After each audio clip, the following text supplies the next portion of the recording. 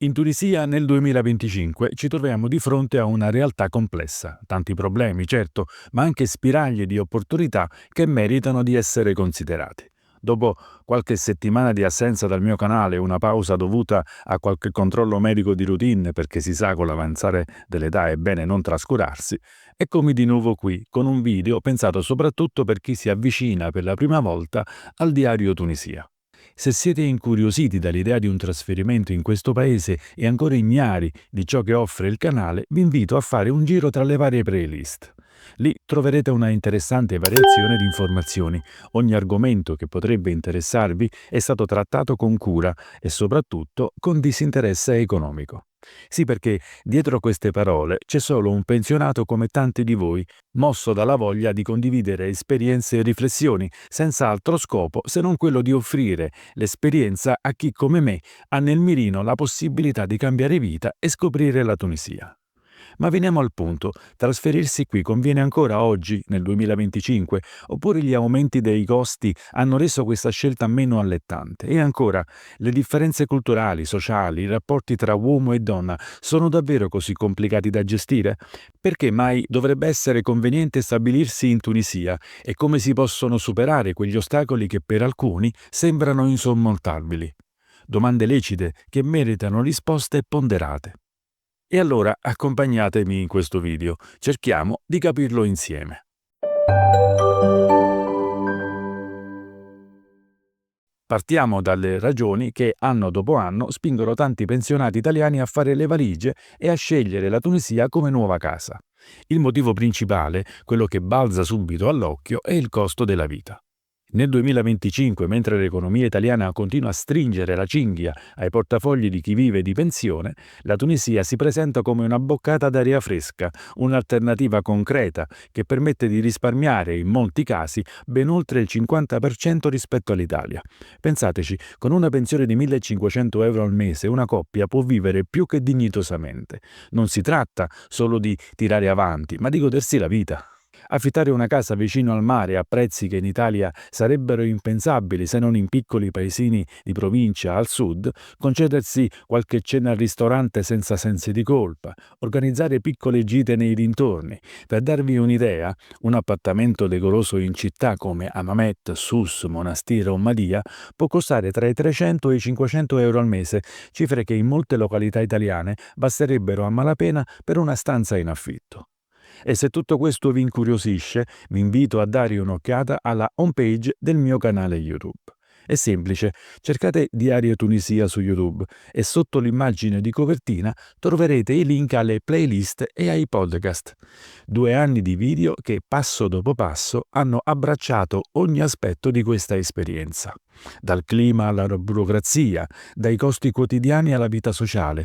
Parlando di clima non c'è molto da aggiungere. È mediterraneo, con inverni miti che fanno dimenticare il freddo pungente di certe giornate italiane. Certo, in estate le temperature possono salire, arrivando anche a toccare i 50 gradi, ma c'è un dettaglio da non sottovalutare: il caldo qui è secco. Provate a confrontarlo con i 35 gradi afosi e umidi di una città italiana, dove il 90% di umidità ti fa appiccicare la camicia sulla pelle. In Tunisia la percezione è tutta un'altra storia. Non dimentichiamo poi la vicinanza all'Italia. Con un volo di appena un'ora da Roma o Milano, tornare a casa per vedere la famiglia o sbrigare qualche pratica è questione di una giornata. Un vantaggio da non poco per chi vuole sentirsi non troppo lontano dalle proprie radici. E poi c'è l'aspetto fiscale, un vero asso della manica. La Tunisia offre incentivi che fanno gola, anche i pensionati ex INPDAP possono defiscalizzare e le tasse da versare al paese ospitante si calcolano solo sul 20% della pensione, lasciando l'80% intoccato. Aggiungete un cambio euro-dinaro molto favorevole, mediamente intorno a 1 su 3, il che significa che ogni euro vale più di 3 volte il potere d'acquisto e il quadro si fa ancora più interessante. Più soldi in tasca a fine mese, una prospettiva che sulla carta sembra quasi un sogno. Ma come in ogni storia c'è sempre un ma. Trasferirsi in Tunisia non è solo una questione di numeri o di clima piacevole, è una scelta che implica un cambiamento profondo, un adattamento che tocca corde sociali e culturali. Uno dei primi scogli che molti italiani incontrano è la differenza negli standard di igiene. Sia chiaro, la Tunisia non è un paese sporco, ma è innegabile che le abitudini e le condizioni possono differire da quelle a cui siamo abituati. Nelle città più turistiche come Sousse o Hammamet, la situazione è migliorata negli ultimi anni, soprattutto nei locali con un'impronta più occidentalizzata. Ma nei mercati più affollati, lungo le strade meno battute o in alcune case private, potreste imbattervi in situazioni che richiedono una buona dose di flessibilità. La gestione dei rifiuti, per esempio, non è sempre impeccabile e l'acqua del rubinetto non è potabile, un dettaglio che implica l'acquisto di bottiglie o l'installazione di filtri in casa. Poi ci sono i rapporti sociali, un terreno che può spiazzare. La Tunisia è un paese musulmano, sì, ma tra i più progressisti del Nord Africa.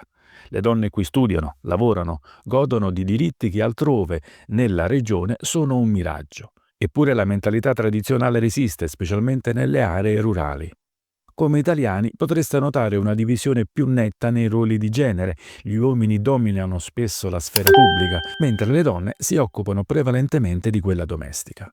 Questo contrasto può generare un senso di estraneità, soprattutto per chi arriva da una cultura come la nostra, più fluida in certi aspetti. E attenzione a temi sensibili. L'omosessualità, per esempio, è ancora un reato, un aspetto che può creare disagio o difficoltà. Per approfondire, vi rimando a un video specifico sul canale dove ho trattato la questione con maggiore dettaglio. Un altro ostacolo è la lingua. In Tunisia si parla arabo e francese, ma l'italiano, nonostante quello che alcuni possano pensare, non è così diffuso. E c'è di più, anche il francese parlato qui, a detta di alcuni madrelingua, non è proprio da manuale. La ragione? L'istruzione pubblica, che per molti bambini è l'unica opzione, non sempre brilla per qualità, come mi hanno confidato alcuni amici tunisini. Se conoscete il francese, comunicare sarà più semplice, ma se partite da zero, prepararvi a qualche difficoltà iniziale è d'obbligo, che si tratti di fare la spesa o di andare dal medico. Certo, con il tempo ci si abitua, ma all'inizio può essere frustrante.